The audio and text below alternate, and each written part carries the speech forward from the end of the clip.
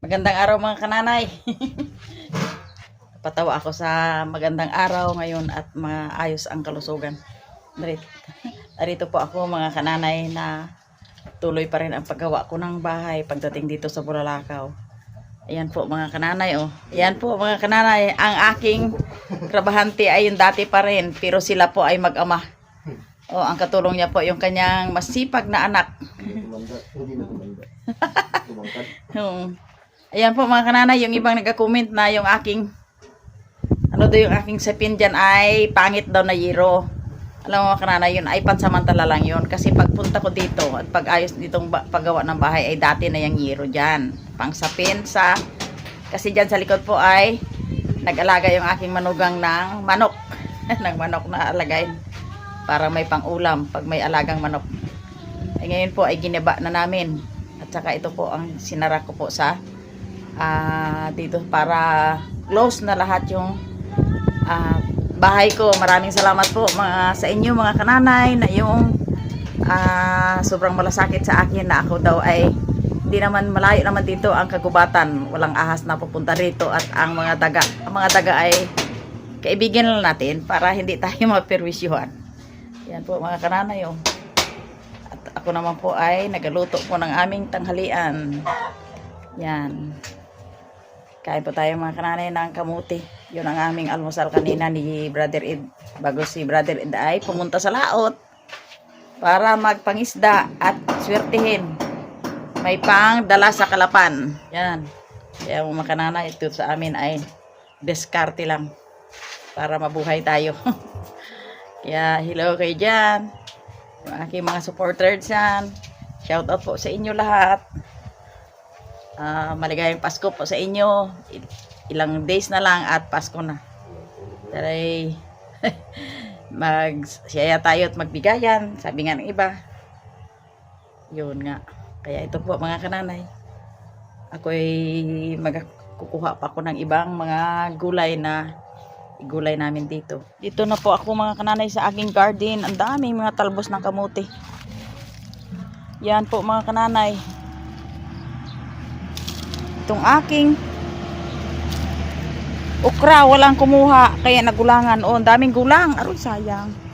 Magulang oh. Yan. Ang daming gulang ng okra ko. Sayang oh, magulang. Yun na yan. Walang nag-ani ng okra ko mga kananay, kaya ito mga nagulang. Ang dami.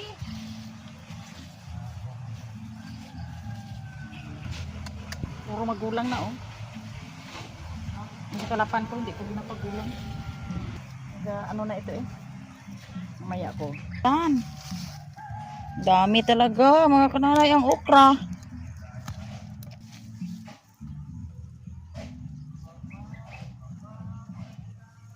Gulang na kahit maliit. Yan. Ano kaya ito? Yan, pwede pa. Saka isa. Aroy, ano ika ito? Ay, magulang. Okay. Oh!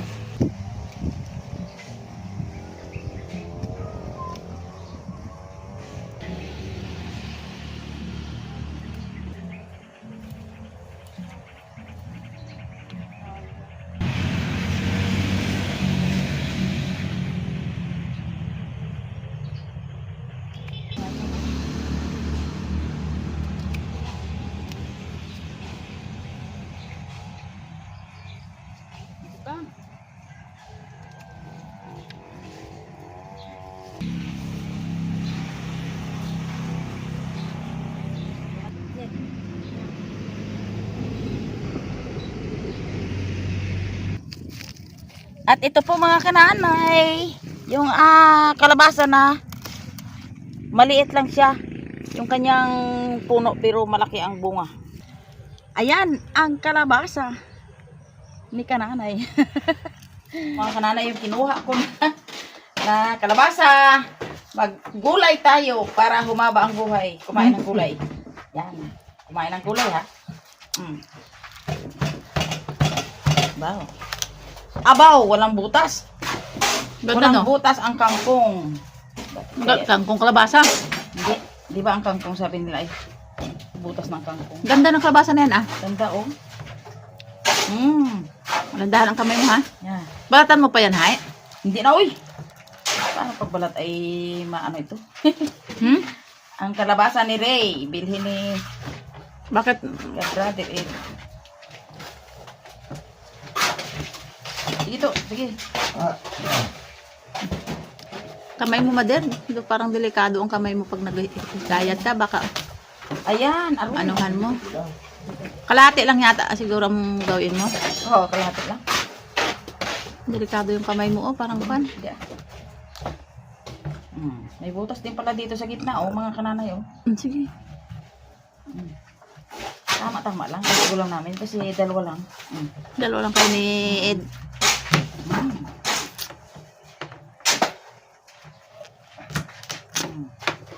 Ang kalahati ay dito lang. Pag ikaw nagluto dyan, parang tayo talaga. Kasi, Ay, nalaman mo wala ng kwan? Ano, lagyan pa ito ng luya? Hindi na. sa iba, pag nagluto, nilagyan nila ng luya yung ginataan. Ay, ginataan, hindi man. Yung kwan ito, sinabawan. Eh, ay, ang gata mo na yon. Isa kamuti. Ah, Ano? okay. Kamuti yun. Lagyan natin ng kamuti. Nagali maderhon na. Pag video ka, dyan lang yung itong madero. Ganda oh. Ganda rin dyan. Diyan din dyan. Anong gata? Kamuti man ito, Maler. Ha? Kamuti. Kamuti? Magkatali ko kamuti? Yan po, nagpakulo po ako ng tubig at ay ako'y gagulay ng sari-sari. At saka, mamaya po ay magagata ako ng kamuti. Po, mga gulay po ako ng kalabasa at okra. Haluan ko po ng tuyo na Daing. batalay na tuyo. Daing na batalay. Daing po. Needlefish. Daing po. Needlefish or batalay. Yan.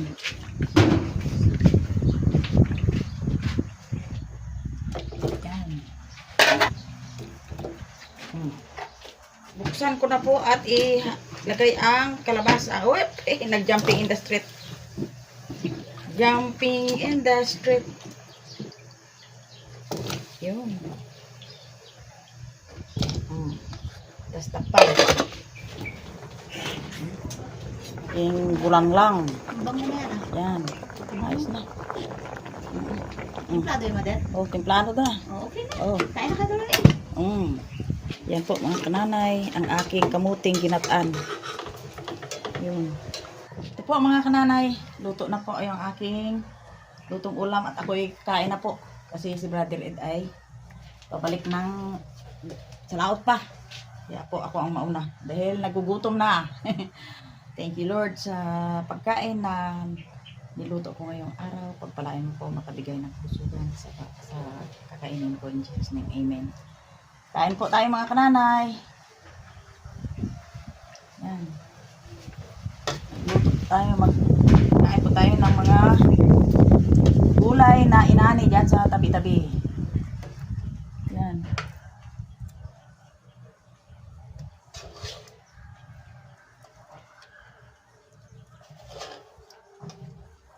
Yan ang gulay. Yan. Yan na.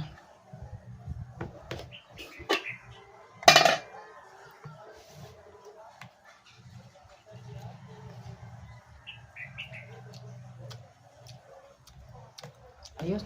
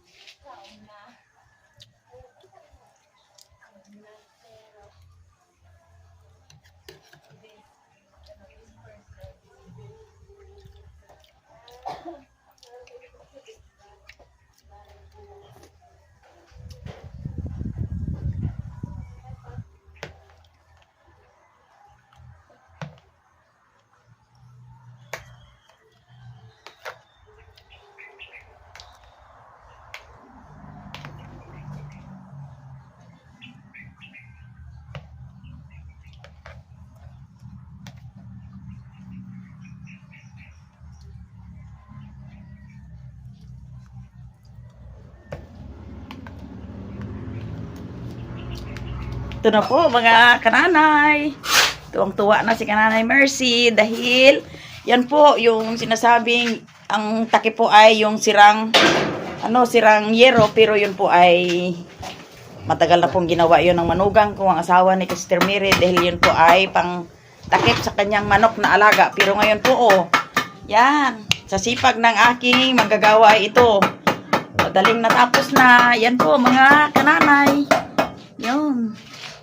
Ay, tamo. Kita mo. Yan. Pag pinising yan mga kananay, ang ganda na, no? Yan ay katabi ng aking katre or higaan. Si kananay ay tuwang-tuwa dahil mag-Pasko po at bagong taon na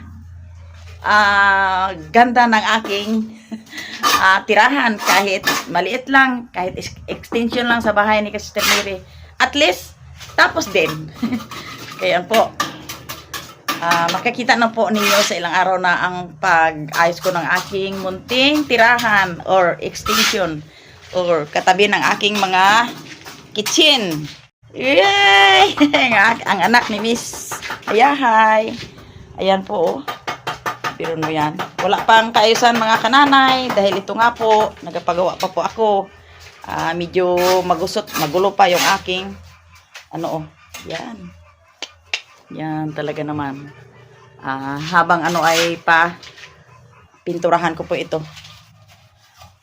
Yan. Ano yan, ito bang pagpapintura ng ganito mga yung ganyan? Ano yan, Kwan? Arawan ang mo? Itong ganito? Kompromis sa usapan. Yeah! Ay! Pwede pagyawan na lang para madalian. Ba? Kaso lang di. Sa oras. Yan, maano na. Ay! Lagyan din pala yan tong ng ganyan? Ito na lang. Yan! Yan wala na yan. Oo nga. Kasi hindi na rin nakapit sa kahoy yung Oo nga eh. Tama. siminto. Oo nga. Kapag laki ng kahoy, sisirain yung siminto. Ay! Kaya dito lang tayo. Nani. Para lang, siya. Malinis. Oo nga. Talaga naman. Ito po mga kananay. Yung aking ay patapos na sa plastering. Yan po, tuwang-tuwa po ako mga kananay dahil ang bilis ng aking trabahante na ito, sila mag-ama. Saglit, equivalent po ng 2 tao talagang ang nila. At saka ako yung nagpapasalamat sa Diyos at ito po ang nakita ko na yan. Itong. Dahil sa iyong kasipagan ay ito ang kita mo sa buong araw ninyo mag-ama. Salamat ha! At Merry Christmas na lang! Happy New Year din. Okay, salamat Gid sa iyo to. Maraming salamat po sa ngayong araw na ito na tuwang-tuwa ako dahil matatapos. Bago po magbagong taon sa Pasko ay na-solve na rin yung yung pakulay na lang po ang next na lang sa susunod na baka mag 2026 na lang po. At maraming salamat po mga kananay sa ginawa na itong bahay-bahayan or kitchen na dala na po ang pahingahan nito. Salamat po na nagbago yung yan po. Ang natuwaan ko mga kananay ay kahit anong oras pwede akong kumain, pwede ako matulog sa aking area na ito at maliwanag. Sabi nga nila ay parang tindahan daw pero ito po ay okay sa akin dahil kahit hindi na po electric fan o magpahangin dahil ang hangin po ay naman. Maraming salamat sa iyong panonood sa aking channel mga kananay. Like and subscribe. Salamat po sa aking mga viewers na mapagmahal.